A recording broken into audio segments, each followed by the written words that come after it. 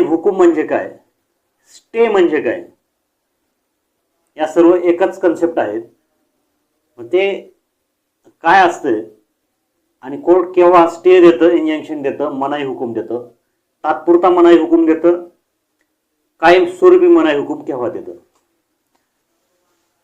तर पक्षकारांच्या माहितीसाठी आणि खास करून जे लॉचे विद्यार्थी आहेत, कायद्याचे विद्यार्थी आहेत, त्यांच्या सुद्धा माहितीसाठी मित्रांनो, ज्यावेळेस आपला एखादा दावा सूट हा कोर्टामध्ये चालू असतो, सुरू असतो,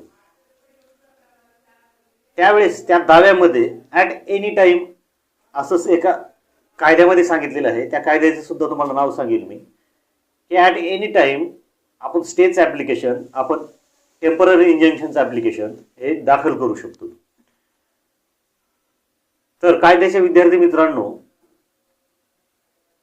खास आपल्यासाठी जो की स्पेसिफिक रिलीफ ॲक्ट 1963 कायदा आहे, या कायद्यामध्ये अनेक रिलीफ सांगितलेले आहेत.